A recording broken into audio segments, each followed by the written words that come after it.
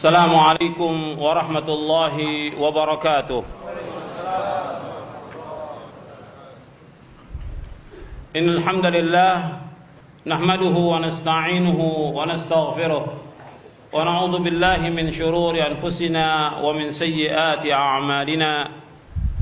من يهده الله فلا مضل له ومن يضلل فلا هادي له. أشهد أن لا إله إلا الله وحده لا شريك له وأشهد أن محمدا عبده ورسوله. يا أيها الذين آمنوا اتقوا الله حق تقاته ولا تموتن إلا وأنتم مسلمون. يا أيها الناس اتقوا ربكم الذي خلقكم من نفس واحدة وخلق منها زوجها وبث منهما رجالا كثيرا ونساء واتقوا الله الذي تساءلون به والأرحام إن الله كان عليكم رقيبا. يا أيها الذين آمنوا اتقوا الله وقولوا قولا سديدا يصلح لكم أعمالكم ويغفر لكم ذنوبكم ومن يطع الله ورسوله فقد فاز فوزا عظيما. أما بعد فإن أصدق الحديث كتاب الله وخير الهدي هدي محمد صلى الله عليه وعلى آله وسلم وشر الأمور محدثاتها وكل محدثة بدعة وكل بدعة ضلالة وكل ضلالة في النار. أيها الإخوة أعزكم الله, kepada bapak, ibu-ibu, ikhwan dan akhwat yang dimuliakan oleh Allah Subhanahu wa taala. Alhamdulillah, kita bersyukur kepada Allah Subhanahu wa taala atas segala nikmat yang Allah karuniakan kepada kita. Nikmat Islam, nikmat iman, nikmat sehat, nikmat afiat, nikmat dijauhkan oleh Allah Subhanahu wa taala dari berbagai macam malapetaka. Nikmat diberikan waktu yang luang oleh Allah Subhanahu wa taala untuk menuntut ilmu syar'i. Nikmat diberikan hidayah taufik oleh Allah Subhanahu wa taala untuk mempelajari Al-Qur'an was sunnah ala fahmi salaf. Nikmat kita diberikan hidayah di atas sunnah Nabi sallallahu alaihi wa ala alihi wasallam. Dan banyak lagi nikmat-nikmat yang lain yang wajib kita syukuri. Karena sedikit dari hamba-hamba Allah yang bersyukur, wa qalilun min ibadiyasy syakur, sedikit dari hamba-hamba Allah yang bersyukur. Dan mudah-mudahan kita termasuk orang-orang yang Allah sebutkan, artinya termasuk dari hamba-hamba yang bersyukur, yang sedikit itu yang bersyukur kepada Allah Subhanahu wa taala. Karena itu ikhwan fiddin, a'azakumullah, kita harus selalu memohon kepada Allah agar kita bersyukur kepadanya. Dan ini kita harus minta kepada Allah dan minta tolong kepada Allah agar kita menjadi hamba yang bersyukur. Sebagaimana Nabi SAW bersabda kepada sahabat Mu'adz bin Jabal radhiyallahu an, "Ya Mu'adz, la tada'anna dubura kulli salatin an taqula Allahumma a'inni ala dzikrika wa syukrika wa husni ibadatik." Wahai Mu'adz, janganlah engkau tinggalkan setiap selesai salat hendaklah engkau ucapkan, "Ya Allah, tolonglah aku untuk selalu ingat kepadamu, untuk selalu bersyukur kepadamu, dan untuk selalu memperbaiki ibadah kepadamu." Hadis ini sahih. Jadi Nabi berwasiat kepada Mu'adz bin Jabal agar mengucapkan, "Allahumma a'inni ala dzikrika wa syukrika wa husni ibadatik." Artinya kita nggak mungkin untuk bisa berzikir kepada Allah, nggak mungkin kita bisa bersyukur kalau Allah tidak tolong kita. Makanya kita mohon kepada Allah agar Allah menolong kita untuk selalu berzikir dan ingat kepada Allah, bersyukur kepada Allah, dan juga kita memperbaiki ibadah. Ikhwan fiddin, a'azakumullah, kita sebagai manusia dilahirkan dalam keadaan bodoh. Dan sifat bodoh itu ada pada kita dan ada pada semua manusia. Bahkan Allah mensifatkan manusia dengan kebodohan dan kezaliman. Allah berfirman di dalam surah Ibrahim, "Wa atakum min kulli ma sa'altumuh wa in ta'uddu ni'matallahi la tuhsuha innal insana la zalumun kafar." Allah berfirman di dalam surah Ibrahim, dan Allah telah banyak memberikan kepada kalian apa yang kalian minta. Dan seandainya kalian menghitung nikmat-nikmat Allah, kalian tidak akan dapat menghitung nikmat-nikmat itu. Dan sesungguhnya manusia itu zaluman jahula. Di sini Allah menyebutkan bahwa manusia zalumun kafar. Zalum sangat zalim, dan kafar sangat mengingkari nikmat. Tidak bersyukur kepada Allah. Secara umum manusia tidak bersyukur kepada Allah Taala. Hanya syukur ini termasuk adab bagi talibul ilm. Dia bersyukur kepada Allah, dia bersyukur kepada orang tuanya, dia bersyukur kepada guru yang mengajarkan kebaikan kepada dia, dan yang lainnya. Bersyukur kepada orang-orang yang pernah berbuat baik kepada dia, syukur. Makanya Allah menyebutkan di sini bahwa manusia zalum atas wazan fa'ul, sangat zalim. Kafar atas wazan fa'al, sangat kufur, sangat mengingkari nikmat. Allah sebutkan dalam ayat yang lain bahwa manusia ini jahul, sangat bodoh. Di akhir-akhir dari surah Al-Ahzab, "Inna aradna al-amanata 'ala as-samawati wal ardi wal jibal fa'abayna an yahmilnaha wa ashfaqna minha wa hamalaha al-insan innahu kana zaluman jahula." Sesungguhnya kami tawarkan amanah ini kepada langit, bumi, gunung, semuanya menolak, semuanya takut, dan amanah ini dipikul oleh manusia, dan sesungguhnya manusia zaluman jahula, manusia sangat zalim dan manusia sangat bodoh. Allah yang mengatakan demikian, manusia sangat zalim dan manusia sangat bodoh, kata Allah. Karena kebodohan itu ada dan kezaliman itu ada, maka kita harus berusaha bagaimana menghilangkan kebodohan yang ada pada kita. Menghilangkan kebodohan itu dengan apa? Dengan kita menuntut ilmu. Dan menghilangkan kezaliman yang ada pada kita dengan berlaku adil. Menuntut ilmu dasarnya yaitu Al-Quran dan Sunnah menurut pemahaman salafus saleh. Dan adil, keadilan yang paling adil adalah mentauhidkan Allah, menjauhkan syirik. Ya, Allah menyebutkan zaluman jahula, manusia sangat zalim dan manusia sangat bodoh. Untuk menghilangkan kezaliman, kita wajib berlaku adil. Adil kepada diri kita, adil kepada istri kita, adil juga kepada anak, adil juga kepada yang lain. Tapi adil menurut penjelasan Al-Imam Ibnul Qayyim Al-Jauziyah di dalam kitabnya Ad-Da' wa Dawa, bahwa keadilan yang paling adil adalah mentauhidkan Allah Subhanahu wa taala. Maka saya sebutkan dalam buku saya bahwa tauhid merupakan jalan keadilan dan juga jalan kemakmuran. Tauhid itu jalan keadilan dan kemakmuran. Kemudian Allah sebutkan dalam ayat ini juga dalam surah Al-Ahzab, jahula, manusia sangat bodoh. Untuk menghilang kebodohan, manusia harus menuntut ilmu. Dia wajib untuk talabul ilmi syar'i, wajib. Makanya kewajiban itu merupakan kewajiban fardu ain. Setiap mukmin dan mukminah, setiap muslim dan muslimah, dia wajib menuntut ilmu syar'i. Talabul ilmi faridatun ala kulli muslimin. Menuntut ilmu itu wajib atas setiap muslim. Kalau disebutkan muslim, berarti masuk kepadanya muslimah. Ikhwan fillah, azakumullah. Kita semua sudah tahu tentang wajibnya menuntut ilmu syar'i. Tinggal kita mengatur waktu kita untuk bisa menuntut ilmu ini sehingga kita mendapatkan ilmu yang bermanfaat. Banyak orang yang menuntut ilmu, tetapi sedikit sekali yang dia dapat dari ilmu yang bermanfaat. Karena apa? Dia tidak mencurahkan waktunya dengan sepenuhnya. Atau awal yang paling mendasar lagi, karena tidak ada keikhlasan.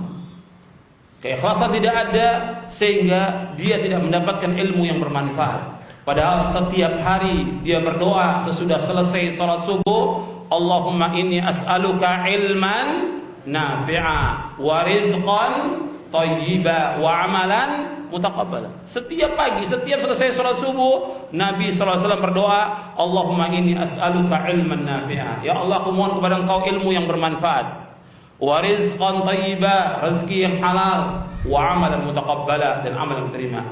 Hadis ini sahih dari Imam Ahmad, Ibnu Majah, Al-Humaydi, dan yang lainnya. Jadi minta kepada Allah ilmu yang bermanfaat. Kalau kita minta kepada Allah ilmu yang bermanfaat, maka kita harus berusahakan mengerahkan pikiran kita, waktu kita, hati kita untuk mendapatkan ilmu yang bermanfaat. Betapa banyak orang-orang yang belajar bertahun-tahun, ilmunya nggak bermanfaat. Bertahun-tahun. Jadi dia hanya, ya pokoknya setiap ada pengajian datang. Di mana ada pengajian datang. Tapi istifadah dari ilmu itu tidak ada. Jadi ikhwan fillah, azakumullah, maka perhatikan adab-adab yang saya sebutkan dalam buku ini. Adab harus ikhlas karena Allah SWT, dan berusaha bagaimana untuk memahami apa yang disampaikan, bukan sekedar datang di majelis ilmu. Niat antum ikhlas karena Allah, tapi juga harus bagaimana memahami apa yang disampaikan, dan juga berusaha untuk mengamalkan.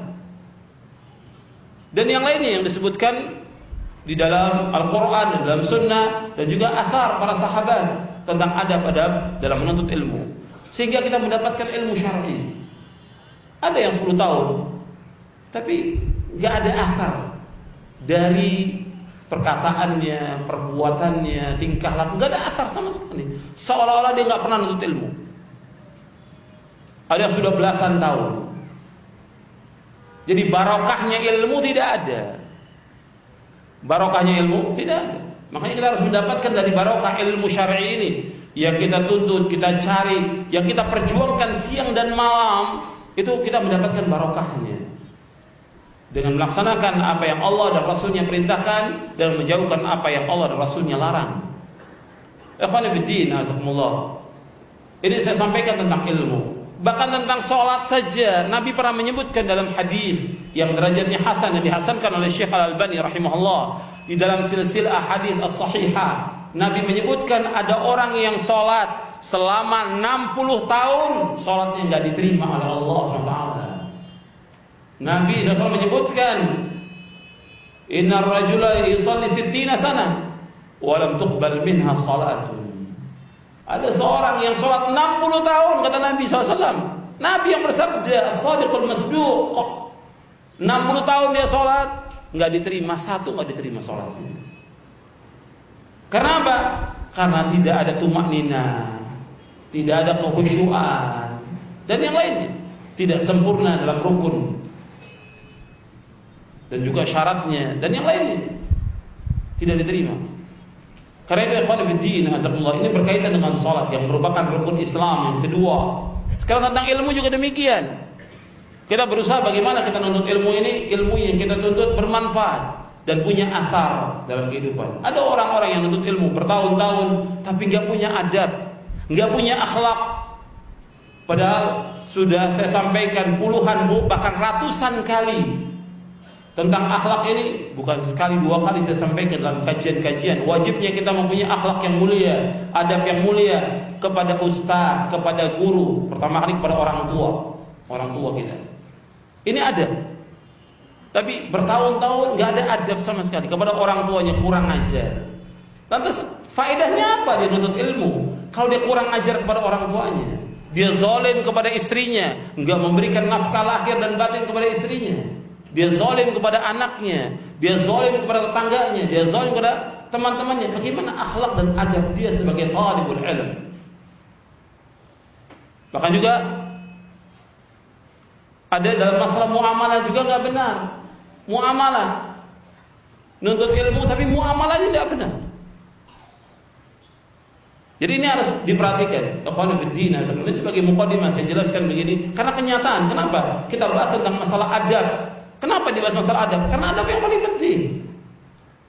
Bahkan yang paling banyak masukkan manusia ke surga, dua kata Rasulullah.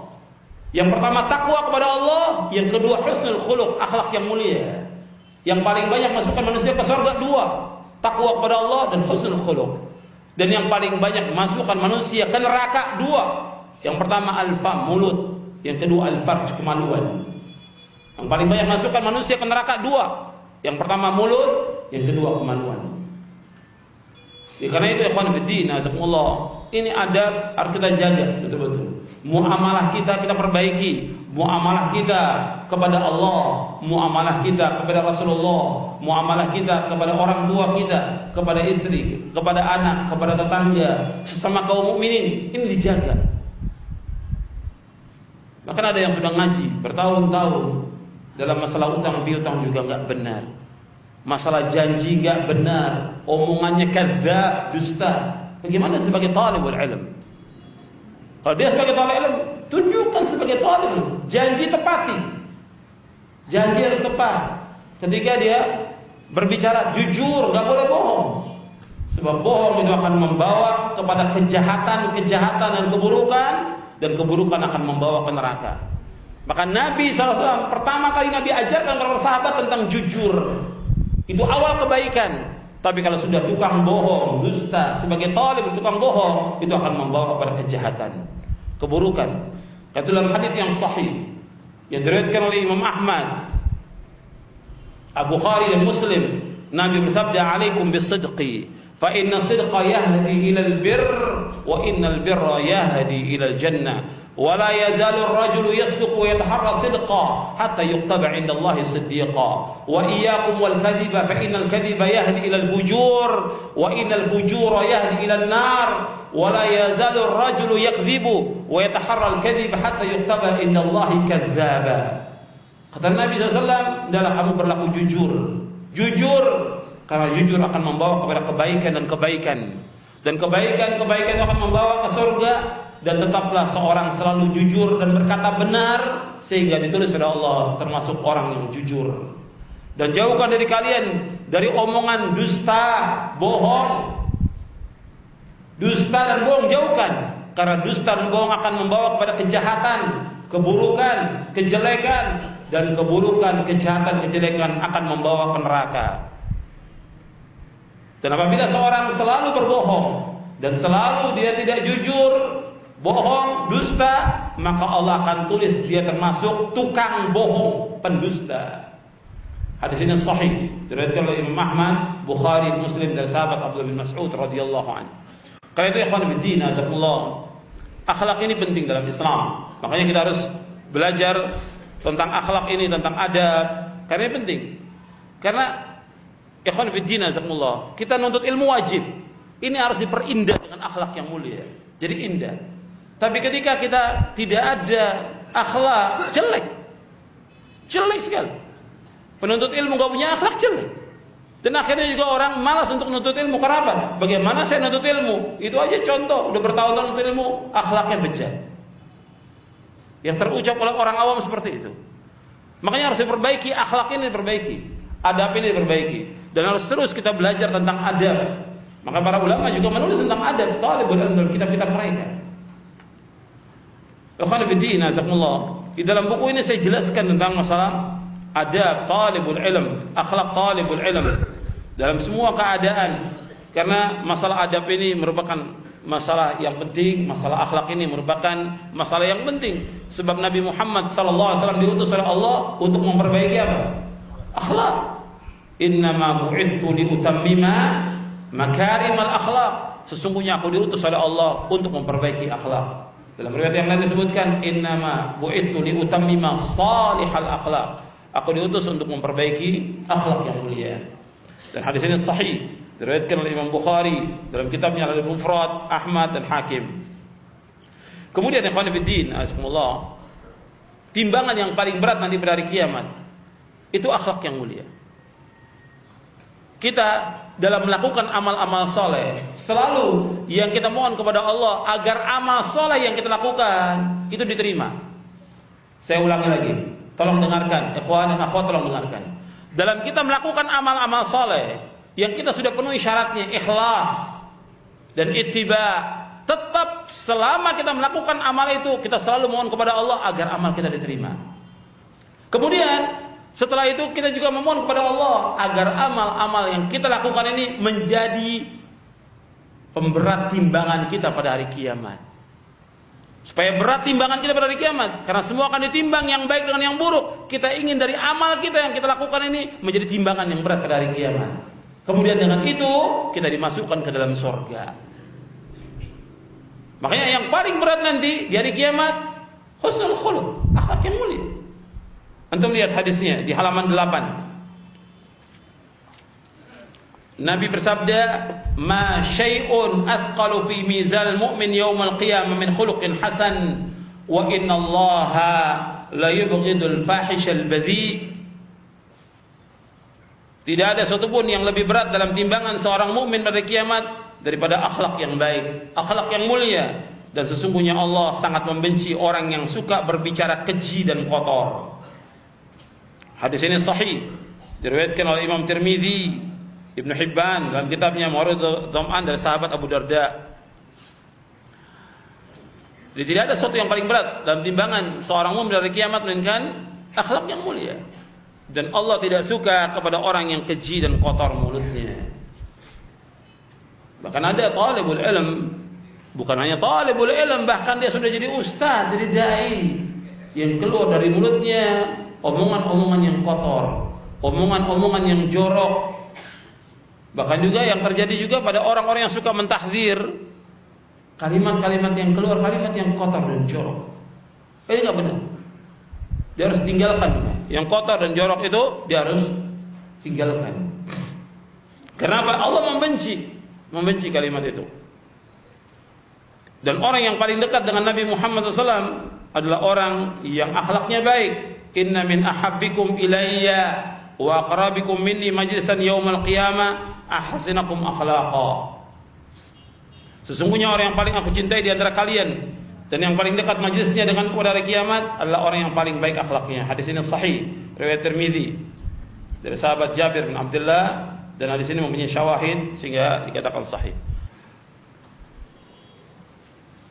Dijelaskan oleh Imam Abdullah Ibn Mubarak yang wafat tahun 181 Hijriah, bahwa kata beliau, aku mempelajari adab selama 30 tahun, kemudian menuntut ilmu selama 20 tahun, dan mereka mempelajari adab sebelum mereka belajar ilmu.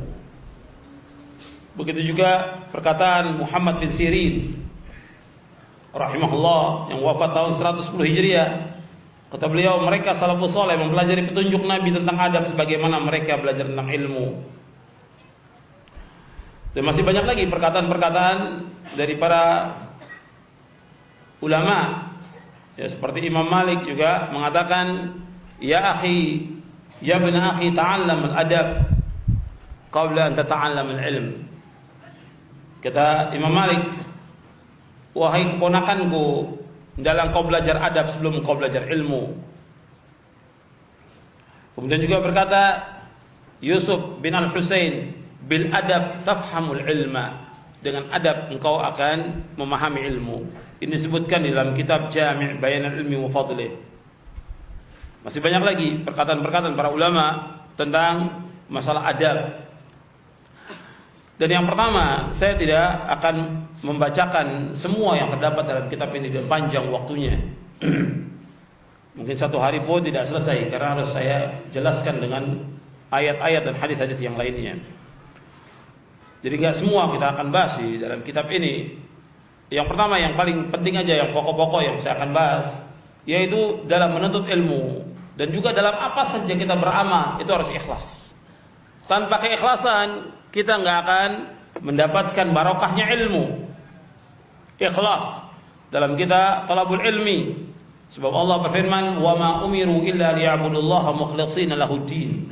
Dan tidaklah mereka diperintah melainkan untuk beribadah kepada Allah dengan ikhlas, semata-mata karena agamanya. Kemudian juga Nabi bersabda, "Innamal a'malu binniyat wa innamal likulli imri'in ma nawa." Sesungguhnya amal-amal itu tergantung dari niatnya, dan seorang mendapatkan tergantung apa yang ia niatkan. Jadi ketika kita menuntut ilmu, ini harus jelas niat kita. Ketika kita baca Al-Quran, ketika kita mengaji, ketika kita menjadi imam, ketika kita berdakwah, ketika kita sedekah, ketika kita membantu orang, haji, umrah atau yang lainnya, itu niat harus ikhlas karena Allah. Kalau tidak ada keikhlasan, nggak akan diterima oleh Allah SWT. Dan kita semua, hampir semua sudah tahu bahwa syarat diterima amal dua. Yang pertama ikhlas, yang kedua ittiba, mengikuti sunnah Nabi Sallallahu Alaihi Wasallam. Ikhlas itu harus. Jadi jangan mengharapkan sesuatu itu dalam kita menuntut ilmu, dalam kita berdakwah atau yang lainnya, harus ikhlas karena Allah. Jangan mengharapkan sesuatu dari manusia dan jangan mengharapkan sesuatu dari dunia. Nabi SAW bersabda, "Man ta'allama ilman mimma yubtagha bihi wajhullah, la yata'allamu illa liyusiba bi aradna dunya, lam yajid arfal jannati yaumil qiyamah." Antum lihat hadisnya di halaman 13. Di halaman 13. Man ta'allama ilman mimma yubtagha bihi wajhullah, la yata'allamuhu illa liyusiba bihi aradan minad dunya, lam yajid arfal jannati yaumil qiyamah. Barang siapa yang menuntut ilmu yang mesti dilakukan semata karena mengharapkan wajah Allah, tapi dia tidak menuntut ilmu melainkan untuk mencari sesuatu dari dunia, mencari keuntungan duniawi, maka dia tidak akan mendapatkan aroma sorga pada hari kiamat. Hadis ini sahih riwayat Imam Ahmad, Abu Daud, Ibnu Majah, Hakim dan Ibnu Hibban. Hadis ini sahih. Jadi barang siapa yang belajar menuntut ilmu yang mesti dilakukan semata karena Allah, tapi dia ingin mendapatkan sesuatu dari dunia, maka dia tidak mendapatkan aroma surga. Jadi ikhwan fillah, azakumullah, ini harus ikhlas.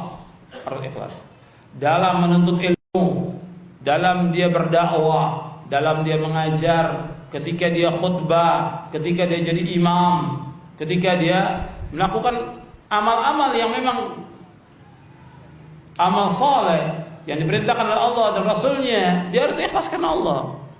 Jangan mengharapkan sesuatu dari manusia dan jangan mengharapkan keuntungan duniawi. Ini sabda Rasulullah SAW. Bahkan kadang-kadang ada juga orang yang dia belajarnya karena ingin pamer, riya, ingin dipuji, ingin disanjung, atau karena yang lainnya. Jadi ikhwan fillah, azakumullah, ini keikhlasan merupakan dasar yang harus kita perhatikan dalam semua amal. Semua amal, karena kita membahas tentang adab talibul ilm di dalam kita menuntut ilmu. Nanti yang lain juga demikian, ketika kita menolong orang, membantu orang. Kadang-kadang kita nolong orang, kita ceritakan pada orang lain. Akhirnya timbul riya. Akhirnya yang sudah susah payah kita tolong enggak diterima oleh Allah. Ini hati-hati. Ikhlas karena Allah ini berat. Bukan hanya kita, para ulama salaf juga berat untuk melawan hatinya. Tidak ada sesuatu yang paling berat, kata Imam Sufyan Ats-Tsauri, ma'alajtu syai'an ashadda 'alayya min niyati. Tidak ada sesuatu yang paling berat yang aku lawan dengan niatku.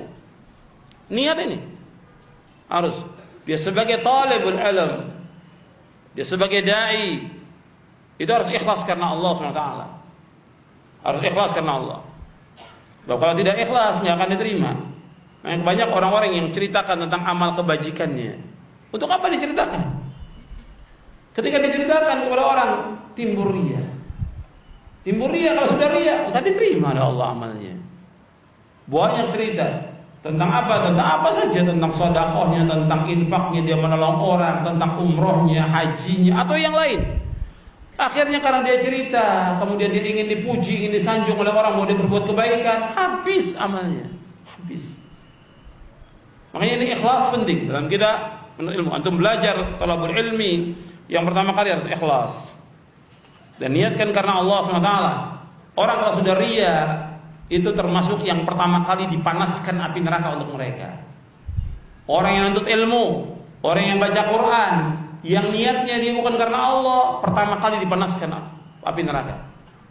Orang yang sedekah tujuan untuk riya, orang yang berjihad tujuannya untuk riya, itu pertama kali. 3 golongan kata Nabi, yang pertama kali awwalu ma tus'aru bihimun nar yaumil qiyamah. Pertama kali neraka dipanaskan untuk 3 orang.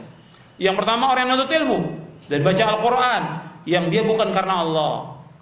Yang riya, Allah katakan, engkau menuntut ilmu, engkau baca Quran untuk apa? Karena engkau ya Allah, bohong kata Allah. Engkau lakukan karena manusia. Akhirnya sudah dikatakan demikian, diseret, dimasukkan ke neraka. Yang kedua, orang yang sedekah, yang infak. Engkau sedekah, infak untuk apa? Karena engkau ya Allah, bohong. Engkau ingin pamer kepada manusia. Akhirnya diseret, dimasukkan ke neraka. Yang ketiga, orang yang berjihad. Kata Allah, engkau berjihad karena apa? Karena engkau ya Allah, bohong. Engkau berjihad karena ingin dipuji, ingin disanjung sebagai pemberani atau pahlawan atau yang lainnya. Ini yang dilakukan oleh tiga golongan. Hadisnya sahih. Hadisnya sahih riwayat Muslim. Yang dilakukan amal soleh semuanya. Nuntut ilmu amal soleh, baca Quran amal soleh. Yang kedua sedekah amal soleh, jihad juga amal soleh. Tapi karena riya, tidak ikhlas karena Allah, dengan itu dia masuk neraka. Maka ikhlas ini berat ya ikhwan fillah, jazakumullah. Dan kita betul-betul harus berusaha bagaimana supaya kita bisa ikhlas. Kemudian nasihat-nasihat para ulama juga demikian. Antum lihat perkataan Imam Hisham bin Abdullah Ad-Dustuwai di halaman 16.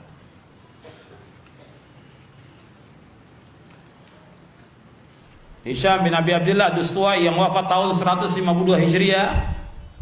Beliau mengatakan, demi Allah, aku tidak akan sanggup mengatakan bahwa aku pernah pergi pada suatu hari untuk mencari satu hadis semata-mata mengharapkan wajah Allah. Artinya nggak akan sanggup dia mengatakan demikian. Dia sudah berusaha dari rumahnya, dia datang ke majelis ilmu, niatnya ikhlas karena Allah, dilakukan ikhlas karena Allah. Tetapi dia nggak pernah mengatakan saya ini ikhlas.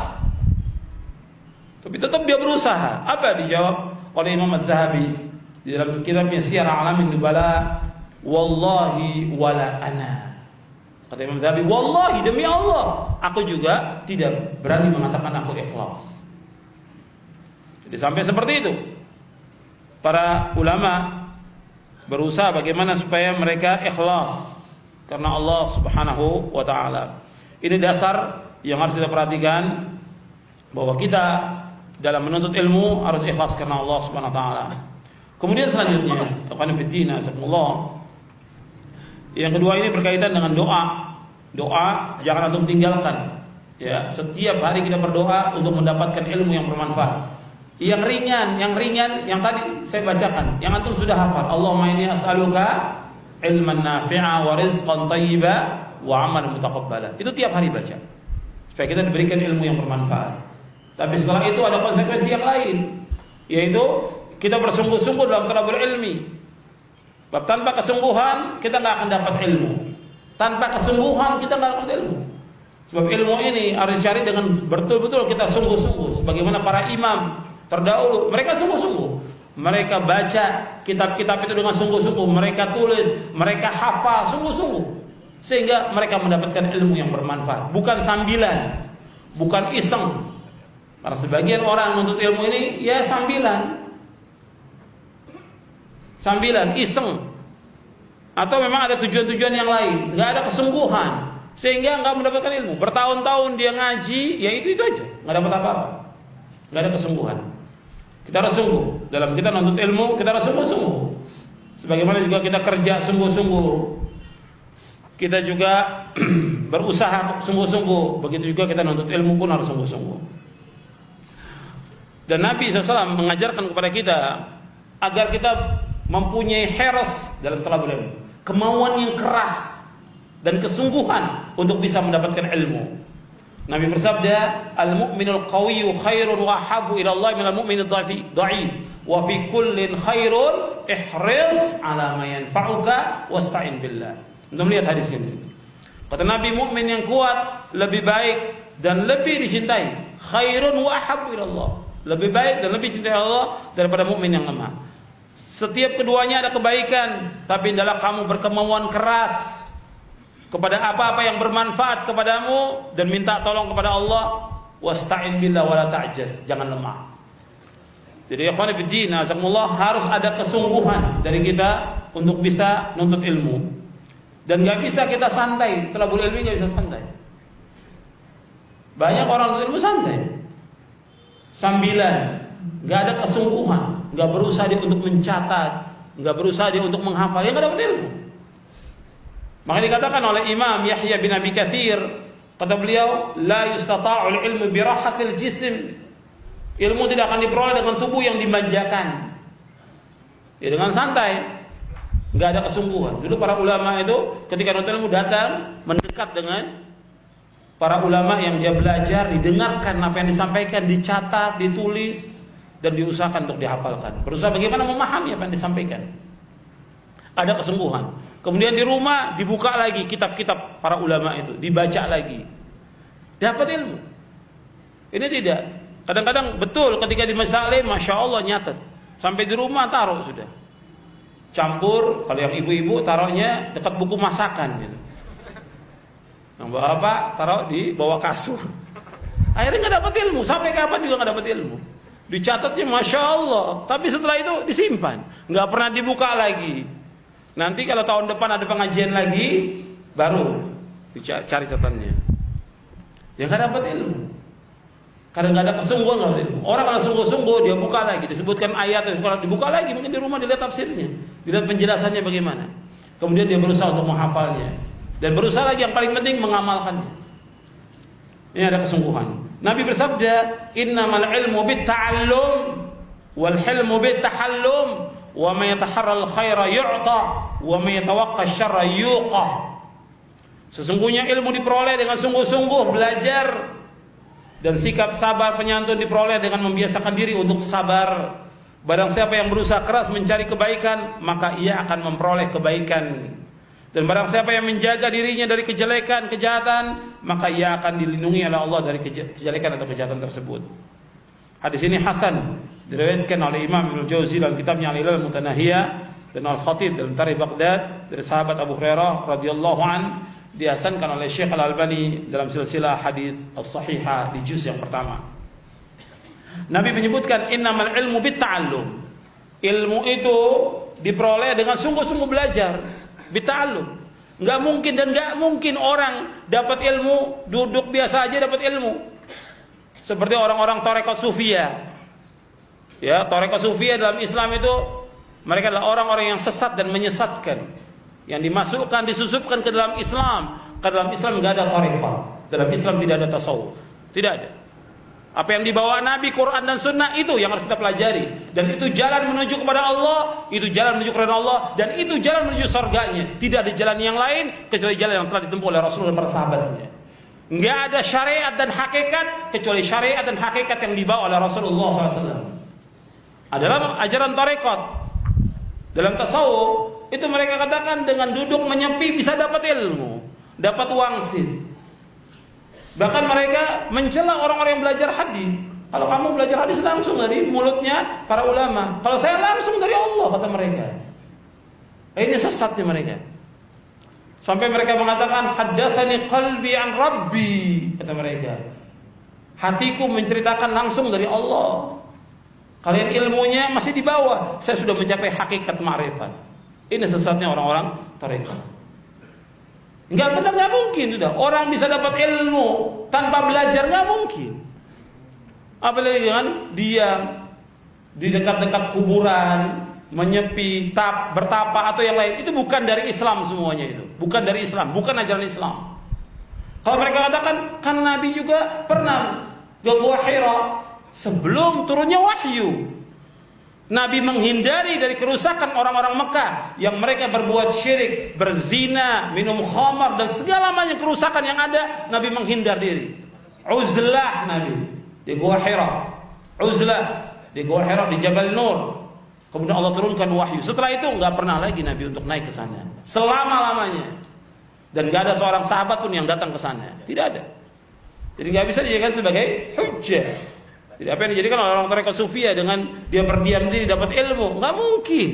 Mustahil orang bisa dapat ilmu tanpa belajar. Nabi bersabda, "Innamal ilmu bitta'allum." Ilmu itu dengan belajar sungguh-sungguh baru kita dapat ilmu. Kita mempelajari Quran, mempelajari sunnah, baru kita dapat ilmu.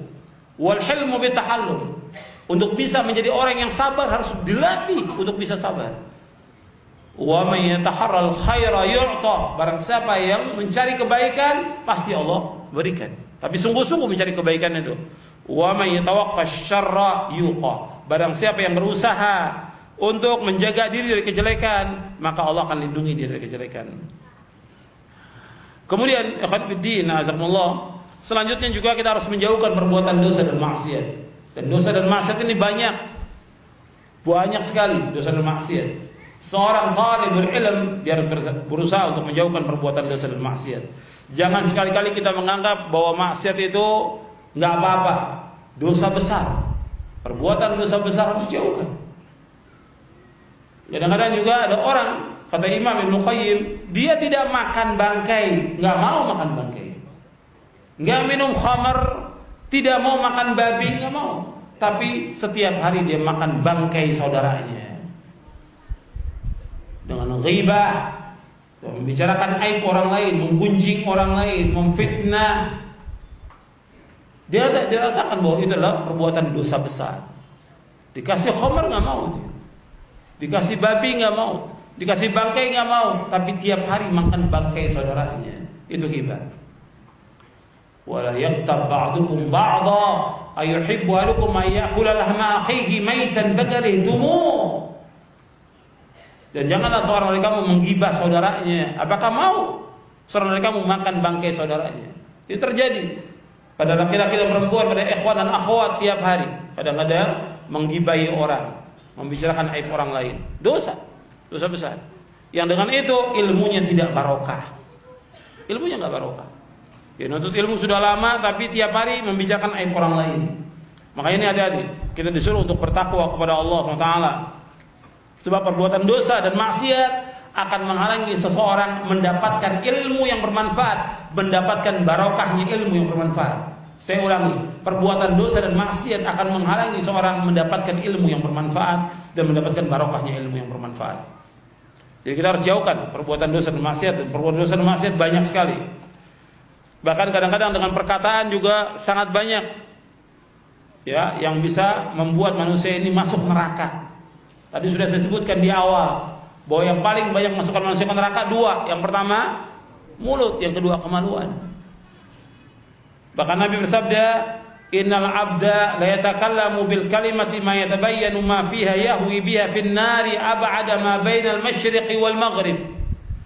Kata Nabi, sungguhnya seorang hamba mengucapkan kata-kata yang tidak dia cek lagi, enggak diklarifikasi, maka akan menjerumuskan dia ke dalam neraka lebih jauh daripada apa yang ada antara timur dan barat. Hadis sahih riwayat Bukhari dan Muslim dari sahabat Abu Hurairah radhiyallahu anhu. Jadi ikhwan fillah, azakumullah, ini dosa dan maksiat harus dijauhkan sejauh-jauhnya. Karena dosa dan maksiat bukan hanya menghalangi ilmu, tapi juga merusak hati, merusak akal, merusak kehormatan, merusak agama. Dosa dan maksiat, puluhan bahaya dari perbuatan dosa dan maksiat. Antum nanti bisa baca dalam buku Ad-Da' wad-Dawa oleh Al-Imam Ibnu Qayyim Al-Jauziyah yang ditahqiq oleh Syekh Ali Hasan Ali Abdul Hamid. Itu bisa baca dan sudah terjemahkan dalam bahasa Indonesia. Bagaimana akibat perbuatan dosa dan maksiat. Kemudian juga selanjutnya tentang adab lagi, tidak boleh sombong dalam menuntut ilmu dan tidak boleh malu. Kalau sombong atau malu dia tidak akan dapat ilmu. Kemudian juga diam ketika pelajaran disampaikan. Yang ke-8 ini, berusaha untuk memahami ilmu syar'i. Ini penting. Ini masalah paham, ini masalah penting. Bukan sekedar belajar, tapi bagaimana memahami ilmu yang disampaikan. Karena masalah pemahaman ini merupakan nikmat yang paling besar. Ilmu yang Allah berikan kepada kita, nikmat yang paling besar. Kita sekarang menuntut ilmu, kita diajarkan Quran dan Sunnah, ini nikmat yang paling besar. Allah berfirman kepada Nabi Muhammad sallallahu alaihi wa ala alihi wasallam, "Wa anzalallahu 'alaikal kitaba wal hikmata wa 'allamaka ma lam takun ta'lam wa kana fadlullahi 'alaika 'azima." Dan Allah telah menurunkan kepadamu Muhammad Al-Quran dan As-Sunnah. Al-Hikmah itu Sunnah. Dan Allah telah mengajarkan kepadamu apa-apa yang kau tidak ketahui. Dan karunia Allah kepadamu sangat besar. Di dalam surah An-Nisa. Dan melihat di ayat 113 dan melihat di surah An-Nisa. Di situ Allah berfirman kepada Nabi Muhammad, Allah telah mengajarkan apa yang kamu tidak ketahui dan karunia Allah kepada engkau Muhammad sangat besar. Karunia Allah kepada engkau sangat besar. Dijelaskan oleh Al-Imam Ibnu Qayyim di dalam kitabnya Miftah Daris Sa'adah. Kata beliau bahwa nikmat ilmu merupakan a'zamun ni'am. Nikmat ilmu merupakan nikmat yang paling besar. Maka kita bersyukur kepada Allah diberikan hidayah oleh Allah, kita menuntut ilmu. Tapi bukan sekedar menuntut ilmu saja.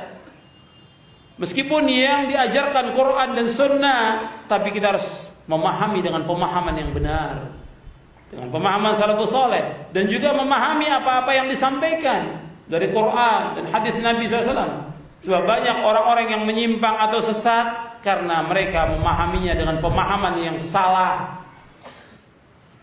Karena itu Imam Ibnu Qayyim ketika menyebutkan tentang pemahaman di dalam kitabnya, di awal-awal kitabnya I'lamul Muwaqqi'in, I'lamul Muwaqqi'in yang ditahqiq oleh Syekh Masyhur Hasan Salman, beliau menyebutkan bahwa kita harus punya pemahaman yang benar. Kalau kita nggak paham akan sesat. Paham? Yang pertama, tujuan kita harus benar, ikhlas karena Allah. Yang kedua, pemahaman. Jadi husnul qasdi wa husnul fahmi. Husnul qasdi wa husnul fahmi. Yang pertama adalah tujuan kita harus baik, niat kita harus baik. Yang kedua, pemahaman kita harus benar. Kalau pemahaman nggak benar, ya seperti yang kita lihat firqah-firqah yang ada, golongan-golongan yang ada, aliran-aliran yang ada, karena pemahaman mereka tidak benar, tidak merujuk kepada pemahaman salafus saleh. Khawarij ketika mereka memahami ayat Al-Quran, wa man lam yahkum bima anzalallah fa ulaika humul kafirun, ketika mereka memahami inil hukmu illa lillah, mereka memahami dengan pemahamannya kalau tidak berhukum kafir, keluar dari Islam. Maka mereka berani mengkafirkan siapa? Orang yang dicintai oleh Allah, dicintai oleh Rasulullah, yaitu Ali bin Abi Thalib radhiyallahu anhu arda, dikafirkan oleh mereka. Hakimnya dua hakim sahabat dikafirkan juga oleh mereka. Sahabat yang lain juga dikafirkan, sampai mereka berani untuk memberontak dan menumpahkan darah para sahabat. Akhirnya Ali bin Abi Thalib radhiyallahu anhu arda menumpas mereka semuanya. Sebagian lari. Kenapa? Karena Nabi sudah ingatkan bahwa kan ada orang-orang yang seperti itu, dan kamu bunuh. Kalau aku masih hidup, aku akan bunuh mereka, kata Rasulullah. Karena mereka adalah sejelek-jelek makhluk di muka bumi ini. Khawarij, mereka kalau baca Qurannya, masya Allah. Khawarij ini baca Qurannya, hafal Quran, sholat malamnya, puasanya, masya Allah. Tapi pemahamannya sesat dan menyesatkan. Pemahamannya sesat. Mereka memahami Al-Quran dengan ra'yunya, dengan pemahamannya, tidak kembali kepada pemahaman salafus saleh, enggak kembali kepada pemahaman sahabat. Maka pemahamannya penting. Masih banyak lagi firqah-firqah yang lain. Apakah itu Syiah, apakah itu Qadariyah, Murji'ah, Mu'tazilah dan yang lainnya? Karena apa? Mereka memahami dengan ra'yunya, tidak kembali kepada pemahaman yang hak, yaitu pemahaman para sahabat. Maka pemahaman ini merupakan nikmat.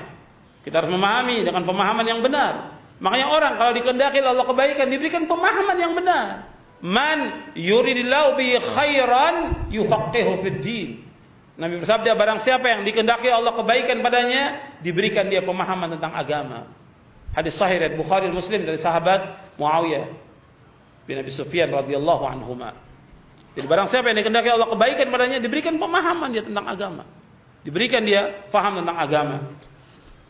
Jadi kita berusaha untuk memahami. Makanya kita berdoa kepada Allah agar kita diberikan pemahaman tentang agama. Maka di antara doa Abdullah bin Mas'ud radhiyallahu anhu warda, antum lihat di halaman 34, yaitu dia berdoa, Allahumma zidna imanan wa yaqinan wa fiqhan. Allahumma zidna imanan wa yaqinan wa fiqhan. Ya Allah, tambahkanlah kepada kami keimanan.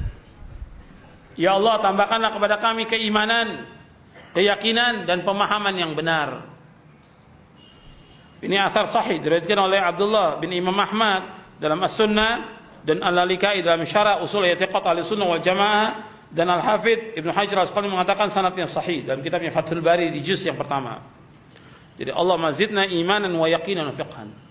Jadi kita wajib mengikuti pemahaman salafus saleh, ini wajib. Harus ada satu pemahaman. Bab sesatnya sebagian kaum muslimin karena mereka tidak mengikuti pemahaman yang hak, pemahaman yang benar, yaitu pemahaman salafus saleh. Kemudian selanjutnya tentang masalah menghafal, kita nggak bahas itu, nanti antum baca. Kemudian mengikat ilmu dengan tulisan, sebab ini perintah ya. Qayyidul ilma bil kitab, kata Nabi, hendaklah kamu ikat ilmu itu dengan tulisan. Hadis ini hasan, riwayat Ibnu Abdul Bar dalam kitabnya Jami' Bainul Mufadhili. Kemudian mengamalkan ilmu. Ini ilmu ini harus diamalkan. Jadi ilmu bukan untuk koleksi ilmu. Ada juga orang yang rajin untuk ilmu. Pagi hadir di ustadz ini, siang ustadz ini, sore ustadz ini, tapi amalnya nggak ada. Ketemu temannya yang ikhwan atau akhwat, nah sudah mulai dimakan bangkainya. Tahu makan bangkai apa? Ghibah. Allahul musta'an. La haula wala quwwata illa billah. Jadi ketemu bukannya dia untuk menuntut ilmu, tapi sengaja dia cerita tentang fulan begini, fulan begini, fulan, habis sudah waktunya. Kemudian juga dari muamalahnya juga banyak yang tidak benar. Karena juga kewajiban yang paling besar dia kepada Allah dia nggak perhatikan. Kewajiban juga dia kepada orang tuanya, kewajiban dia juga kepada istrinya, istri kepada suaminya ditinggalkan. Jadi ingat, ini amal. Yang penting dalam Islam amal. Ilmu untuk diamalkan. Ilmu untuk diamalkan. Maka disebutkan di sini, antum perhatikan, sengaja saya tebalkan di sini, menuntut ilmu syar'i bukanlah tujuan akhir, tetapi sebagai pengantar kepada tujuan yang agung, yaitu adanya rasa takut kepada Allah, merasa diawasi oleh Allah, takwa kepada Allah, mengamalkan tuntutan dari ilmu tersebut. Dengan demikian, siapa saja yang menuntut ilmu bukan untuk diamalkan, niscaya ia diharamkan dari keberkahan ilmu, kemuliaan ilmu, dan ganjaran pahalanya yang besar. Ya, kalau dia menuntut ilmu bukan untuk diamalkan, maka diharamkan dia mendapatkan keberkahan ilmu, tidak mendapatkan kemuliaan ilmu, dan juga tidak mendapatkan ganjaran. Surga pun diwariskan untuk siapa? Untuk orang yang beramal. Tilkal jannatul lati uristumuha bima kuntum ta'malun. Itulah surga yang diwariskan kepada kalian dengan sebab apa yang kalian amalkan. Bima kuntum ta'malun. Anda perhatikan, bima kuntum ta'malun, bukan ta'lamun. Apa yang kalian amalkan?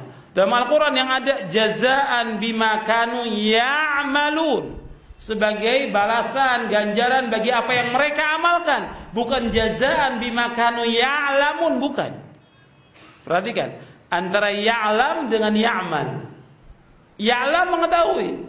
Enggak ada dalam Al-Quran jazaan bima kanu ya'lamun. Allah akan memberikan ganjaran dari apa yang mereka ketahui. Tidak ada. Yang ada jazaan bima kanu ya'malun. Allah membalas, memberikan ganjaran bagi apa yang mereka amalkan, yang diamalkan. Makanya harus diamalkan, ilmu harus diamalkan, bukan koleksi ilmu. Makanya akan ditanya nanti pada hari kiamat. Itu 4 pertanyaan. Di samping pertanyaan-pertanyaan yang lain, itu 4.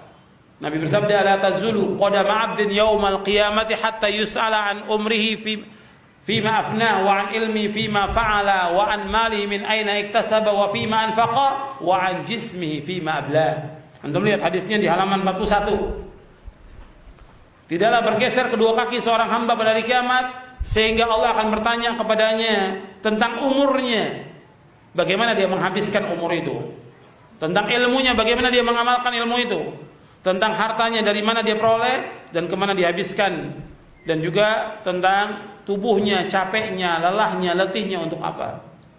Hadis ini sahih dari Imam Tirmidzi, Ad-Darimi dan Abu Ya'la dari sahabat Abu Barzah Al-Aslami. Jadi ikhwan fillah, nazakumullah, ilmu ini untuk diamalkan. Makanya dikatakan oleh Abdullah bin Mas'ud radhiyallahu an, ta'allamu fa idza 'alimtum fa'malu. Belajarlah kalian apabila kalian sudah tahu, amalkan. Ilmu ini untuk diamalkan. Dan kita mulia dan diangkat derajat kita oleh Allah dengan diamalkan, bukan sekedar ilmu saja, tapi dengan amal. Yang Allah firmankan dalam surah Al-Mujadalah ayat 11, yarfa'illahu alladhina amanu minkum walladzina utul ilma darajat. Dan Allah mengangkat orang-orang yang beriman di antara kamu dan orang-orang yang berilmu beberapa derajat. Diangkatnya orang berilmu dengan amal. Dan yang pertama kali ikhwan fillah azakumullah yang harus ada pada setiap talibul ilm, laki dan perempuan, yang pertama kali harus ada yaitu dia harus takut kepada Allah. Jadi yang pertama kali yang harus diperhatikan oleh setiap talibul ilm yaitu dia harus mempunyai rasa takut kepada Allah SWT. Maka dikatakan oleh Imam Ahmad bin Hanbal bahwa al-ilmu khasyatullah. Jadi yang dikatakan ilmu yaitu takut kepada Allah Subhanahu wa taala. Jadi ilmu takut. Jadi takut itu tempatnya di hati. Ini harus ditumbuhkan takut. Sebab dengan takut itu yang terus dibarengi dengan cinta kepada Allah, juga dibarengi dengan mengharap kepada Allah SWT, akan banyak bermanfaat untuk dia melaksanakan ibadah kepada Allah. Salat, puasa, zakat, haji, dia berbuat baik kepada orang segala macam, itu didasari dengan takut kepada Allah, menjauhkan perbuatan dosa. Jadi al-ilmu khasyatullah. Karena berkaitan dengan masalah hati. Takut dia untuk berbuat dosa, takut dia untuk berbuat maksiat. Maka dia berusaha untuk mengamalkan apa-apa yang dia sudah ketahui dari Al-Quran dan Sunnah Nabi SAW. Khasyah, takut. Makanya Allah menyebutkan dalam Al-Quran dalam surah Fatir, surah 35 ayat 28, innama yakhsyallaha min ibadihil ulama. Sesungguhnya orang-orang yang takut kepada Allah adalah para ulama. Jadi orang yang takut kepada Allah adalah para ulama. Kemudian ikhwan fillah jazakumullah, di dalam Al-Quran juga ketika Allah menyebutkan tentang bahwa manusia semua merugi, dan antum sudah hafal ayatnya, wal asri innal insana fi khusr illa alladziina amanu wa 'amilus shalihat wa tawasaw bil haqq wa tawasaw bis sabr. Wal asr, perhatikanlah waktu demi masa, artinya perhatikan waktu. Sesungguhnya manusia sungguh-sungguh dalam kerugian. Kemudian Allah mengecualikan, kecuali orang yang beriman dan beramal saleh. Saling menasihati dengan kebaikan, saling menasihati dengan kesabaran. Jadi orang yang terhindar dari kerugian, orang yang beriman dan beramal saleh. Dan kita diperintahkan oleh Allah untuk beramal. Nabi merintahkan kita untuk beramal. Dan contoh Nabi mengamalkan. Meskipun Nabi sudah yang paling takwa, paling takut kepada Allah, sudah surga, Nabi yang pertama kali membuka pintu surga, tempatnya di surga Rasulullah SAW, yang paling tinggi. Tapi tetap Nabi melakukan amal-amal yang wajib maupun yang sunnah, sampai kakinya bengkak Nabi SAW. Bukan berhenti. Ya, jangan kita merasa karena kita sudah umpamanya sudah banyak ngaji, sudah pernah melakukan amal ini, sudah punya sekolah, sudah punya yayasan, kemudian nggak beramal, nggak nuntut ilmu lagi. Nuntut ilmu harus terus. Beramal pun harus terus, siapapun dia. Apakah dia sebagai seorang talibul ilm atau dia seorang ustaz, seorang dai. Jangan merasa kemudian pinter atau soalim, ini juga penyakit. Nanti ada dibahas di sini, di buku ini. Kemudian diam akhirnya. Dia merasa saya sudah pernah beramal, saya sudah ngaji lama. Sampai ada istilah bahwa dia murid junior, dia murid senior. Jadi kalau yang senior udah nggak perlu lagi mengamalkan. Berarti kembali kepada torekot nanti. Sudah mencapai hakikat ma'rifat. Nggak ada junior, nggak ada senior, harus beramal semuanya. Begitu juga si ustadz, justru si ustadz terus dia melakukan amal-amal soleh. Karena dia yang lebih tahu. Dia sebagai dai, sebagai mubalik, dia terus berusaha melakukan amal-amal soleh. Kalau dia keliru, wajar ada kekurangan, ya diingatkan dengan cara yang baik. Dia juga sebagai bashar, sebagai manusia, kadang-kadang lupa, kadang-kadang khilaf, sama seperti kita. Nah kita, ikhwan fillah, saya dan antum sama sebagai talibul ilm. Kita harus terus berusaha bagaimana mengamalkan ilmu ini. Bahwa kalau kita tidak kita amalkan, rugi kita. Makanya dikatakan oleh Imam Ibnul Jauzi, antum lihat di halaman 43. Kata Imam Ibnul Jauzi rahimahullah, yang wafat tahun 597. Ini Imam Ibnul Jauzi, ya, berbeda dengan Ibnu Qayyim al-Jauziyah, beda. Bedanya 200 tahun. Ibnul Jauzi mengatakan rahimahullah, orang miskin yang paling miskin adalah orang yang menghabiskan umurnya untuk mencari ilmu yang tidak ia amalkan, sehingga ia kehilangan kelezatan dunia dan kebaikan akhirat. Ia datang pada hari kiamat dalam keadaan bangkrut bersama kuatnya hujjah tuntutan atasnya. Sebutkan oleh beliau dalam kitabnya Sayyidul Khatir. Kemudian Syekh Muhammad bin Shalih Al-Utsaimin rahimahullah mengatakan, amal pada hakikatnya adalah buah dari ilmu. Amal pada hakikatnya buah dari ilmu. Barang siapa beramal tanpa ilmu, ia telah menyerupai orang Nasrani. Dan barang siapa mengetahui ilmu namun tidak mengamalkannya, ia telah menyerupai orang Yahudi. Di dalam syarah Salatul Usul. Jadi ini dulu yang harus perhatikan. Dia nuntut ilmu, ikhlas karena Allah, dia berusaha sungguh-sungguh untuk ilmu, kemudian dia memahami ilmu dengan pemahaman yang benar, dia mengamalkan, kemudian setelah itu dia berdakwah. Ilmu ini harus didakwahkan. Ilmu harus didakwahkan. Dan dakwah ini pertama kali untuk keluarga kita. Maka Nabi diperintahkan oleh Allah SWT untuk mengancam keluarganya. Wa anzir ashiratakal aqrabin, dan ancamlah keluarga kamu yang terdekat. Jadi dakwah, ketika kita pertama kali dakwah, ya dakwah kepada keluarga dulu. Adapun kepada masyarakat umum, ya serahkan kepada para dai yang memang mereka mempunyai ilmu. Tapi bagi kaum muslimin secara umum, tulabul ilm, talabatul ilm, penuntut ilmu, ya dia berdakwah untuk dirinya dan untuk istrinya, anaknya, keluarganya. Adapun untuk umum, biarkan kepada para dai, karena mereka yang lebih paham. Jadi dakwah ini wajib dan harus dengan ilmu. Nggak boleh orang berdakwah tanpa ilmu. Antum lihat ayatnya dalam surah Yusuf ayat 108. Qul hadhihi sabili ad'u ila Allah ala basiratin ana wa man ittaba'ani wa subhanallahi wa ma ana minal musyrikin. Allah berfirman dalam surah Yusuf ayat 108, Qul hadhihi sabili, katakanlah ini jalanku, ini manhajku. Ad'u ila Allah, aku mengajak manusia ke jalan Allah. Ala basiratin, dengan dasar ilmu dan keyakinan. Ana wa man ittabani, aku dan orang-orang yang mengikuti aku. Wa subhanallah wa ma ana minal musyrikin, dan maha suci Allah dan aku tidak termasuk orang-orang yang berbuat syirik. Anda perhatikan ikhwan fiddin, azakumullah. Di dalam ayat ini, yang pertama Allah menyuruh kita untuk katakan kepada manusia tentang jalan kita, manhaj kita. Yang kita tempuh ini harus jelas, enggak samar-samar dan tidak sembunyi. Bahwa yang kita tempuh ini jalan Quran was sunnah ala fahmi salaf. Ini jalan yang hak, jalan yang benar yang kita tempuh ini. Maka kita katakan, hadi sabil, ini dakwahku, ini manhajku, mengajak manusia untuk mentauhidkan Allah. Kemudian juga kita mengajak manusia ad'u ilallah, kita mengajak manusia ke jalan Allah. Yang pertama, kita jelaskan kepada orang tentang cara kita, dakwah kita, manhaj kita. Yang kedua, yaitu kita mengajak manusia ke jalan Allah, bukan kepada pribadi kita, bukan kepada kelompok, bukan kepada golongan. Makanya dakwah salaf ini mengajak manusia kepada Allah, tidak bawa bendera apapun juga.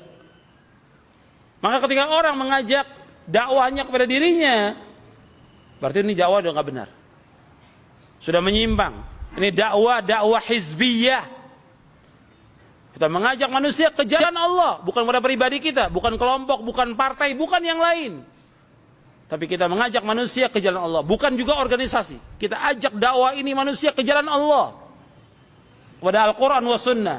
Kita hanya penyampai saja. Kalau mereka amalkan, kita dapat pahala. Mereka nggak amalkan, kita juga nggak rugi.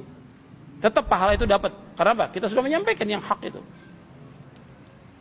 Tapi ajak manusia ke jalan Allah. Kemudian di ayat ini juga menunjukkan tentang keikhlasan. Ad'u ilallah, menunjukkan apa? Tentang keikhlasan. Dakwah itu harus ikhlas. Yang keempat, di dalam ayat ini menunjukkan tentang apa? Dakwah harus dengan ilmu. Dakwah ini harus dengan ilmu. Tanpa ilmu nggak boleh. Nggak berhak orang yang tidak berilmu untuk berdakwah, tidak berhak. Kalau orang mengatakan, kan ada hadis Nabi yang sahih yang diriwayatkan Imam Bukhari, balighu anni walau ayah, sampaikan dariku meskipun satu ayat. Ya, sampaikan satu ayat yang dia sudah pahami. Sampaikan satu ayat yang datang dari Nabi sallallahu alaihi wasallam. Disampaikan satu ayat yaitu yang sudah dia pahami. Kemudian sampaikan satu ayat yang datang dari Nabi, bukan dari ra'yu dia, bukan dari pendapat dia.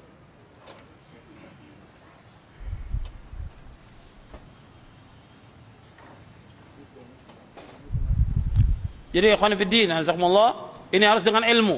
Dakwah ini harus dengan ilmu. Jadi kalau pernyataan yang seperti itu, kita lihat ketika Nabi, kalau kita mau katakan juga, ketika Nabi menyampaikan balighuni wal ayat kepada siapa? Kepada sahabat pertama kali. Dan berdirinya sahabat bersama Nabi lebih baik dari ibadah kita selama 40 tahun. Seperti yang dikatakan oleh Abdullah bin Umar. Sebagaimana diriwayatkan oleh Imam Al-Lalikai dalam Syarah Ushul I'tiqad Ahlussunnah wal Jamaah. Kemudian diwajibkan juga di sini yaitu kita mengikuti manhajus salaf, ana wa man ittaba'ani. Makanya ayat ini termasuk yang dijadikan dalil oleh Al-Imam Ibnu Qayyim dalam kitabnya I'lamul Muwaqqi'in tentang wajibnya mengikuti pemahaman salafus saleh. Karena yang pertama kali menuntut ilmu dan memahami ilmu, mendakwakan ilmu para sahabat, maka kita wajib mengikuti jejaknya mereka. Kemudian juga dalam dakwah harus mensucikan Allah, wa subhanallah. Setiap dakwah itu harus dalam rangka mensucikan Allah SWT. Kemudian juga dakwah itu harus ada bara, berlepas diri dari kaum musyrikin. Berlepas diri dari kaum musyrikin. Kemudian ikhwan fillah, jazakumullah. Jadi dakwah itu harus dengan ilmu. Sebab ini banyak orang-orang yang sekarang ini dia berdakwah nggak punya ilmu. Nggak punya ilmu. Dan dianggap kalau sudah bisa bicara, sudah pernah jadi di podium pembawa acara atau yang lainnya, sudah jadi boleh jadi dai. Dai itu harus dengan ilmu, harus dia berilmu dan belajar nggak cukup setahun 2 tahun. Para ulama puluhan tahun mereka belajar baru mereka berdakwah. Karena tidak baru bisa sedikit baca terjemahan sudah berdakwah, yang akhirnya orang sesat dengan sebab dia. Banyak kesesatan karena apa? Dia akan jawab dengan ra'yunya. Dia akan mengatakan ini pendapat saya, ini ra'yu saya. Rusak agama ini. Kemudian kadang-kadang dinisbatkan kepada salaf, padahal salaf bari, berlepas diri dari dia. Jadi ini tentang dakwah harus dilakukan oleh orang-orang yang berilmu dan ganjarannya sangat besar. Kemudian antum perhatikan lagi penjelasan Imam Ibnu Qayyim di halaman 48. Yang harus diperhatikan oleh para penuntut ilmu apabila dakwah mengajak manusia ke jalan Allah merupakan kedudukan yang mulia dan utama bagi seorang hamba, maka hal itu tidak akan terlaksana kecuali dengan ilmu. Dengan ilmu seorang dapat berdakwah dan kepada ilmu ia berdakwah, bahkan demi sempurnanya dakwah ilmu harus capai sampai batas usaha yang maksimal. Jadi harus dia mencapai usaha yang maksimal. Jangan merasa cukup karena dia sudah berdakwah, sudah pernah belajar di pesantren atau di satu lembaga atau juga pernah ke luar negeri dia belajar, tetap nggak cukup. Terus dia belajar sampai diwafatkan oleh Allah. Makanya Imam Ahmad, Imam Abdullah Ibnu Mubarak, imam yang lain mengatakan belajar dari mulai belajar sampai makbarah. Sampai kapan belajar? Ilal makbarah, sampai dikubur. Sampai mati. Semua imam mengatakan demikian. Jadi belajar itu terus sampai kita diwafatkan oleh Allah SWT. Belajar sampai kita diwafatkan oleh Allah. Demikian juga para dai, justru dia juga yang lebih sibuk untuk membaca kitab-kitab para ulama. Ketika dia mulai berdakwah, dia harus juga membaca, minimal dia baca 4 jam sehari. Minimal 4 jam. Ya bagaimana dia pagi dia ngisi, siang ngisi, sore ngisi, kapan bacanya? Kapan bacanya? Ya harus dia baca kitab-kitab para ulama. Tafsir juga yang disampaikan dia harus baca bagaimana tafsirnya dan bagaimana penjelasan ulama yang lain. Enggak segampang yang dia fahami. Cuma hanya pandai berbicara. Banyak sekarang orang pandai berbicara. Yang Nabi takuti umat ini pandai berbicara. Pandai berbicara. Bahkan Nabi pernah mengatakan, inna akhwafa ma akhafu ala ummati kullu munafiqin alimil lisan. Sesungguhnya yang paling aku takut dari umatku yaitu setiap munafik yang pandai dia berbicara. Munafik yang pandai berbicara. Makanya Imam Ibn Rajab Di dalam kitabnya Fadlu Ilmi Salaf, beliau menjelaskan, Anda lihat para sahabat, sedikit mereka. Mereka orang-orang yang utama, khairun nas, sebaik manusia, sedikit perkataannya. Abu Bakar, dilihat dari sahabat yang lain, sedikit perkataannya. Karena takutnya kepada Allah SWT. Yang sudahnya, tapi kebanyakan yang sekarang ini, dia banyak berbicara, tapi dalilnya sedikit. Yang banyak apa? Ra'yunya. Kenapa? Nggak punya ilmu. Kalau orang nggak punya ilmu, nanti apa yang disampaikan? Ya semua keluar dari pendapatnya dia. Ya antum lihat khotib-khotib yang ada sekarang ini. Yang disampaikan dalam khutbah Jumat apa? Berita koran. Berita semua media cetak. Khotib-khotib yang ada, sebagian ya, saya katakan sebagian khotib itu, yang ada diambil dari media cetak dan elektronik. Apa yang dilihat di TV, yang dibaca di koran, itu disampaikan. Ayat sebagai pembuka aja supaya barokah lah khutbahnya. Tapi kemana isinya nggak tahu sudah. Sampai semua yang hadir juga ya sampai ngorok. Karena nggak tahu yang disampaikan apa oleh si khotib. Nah ini, karena apa? Nggak tahu tentang ilmu. Istilah pepatah, faqidus syai' la yu'ti. Orang yang tidak punya sesuatu nggak akan bisa memberikan sesuatu. Kita nggak punya uang, nggak ada. Ada orang minta uang, kita nggak bisa karena nggak punya. Begitu juga ketika dia akan menampaikan ilmu, nggak punya dia, nggak punya Quran, nggak menguasai, hadis nggak menguasai, athar nggak menguasai. Yang dikasih apa? Ya pendapat. Yang penting asal ngomong lah, sudah. Asbun, asal bunyi,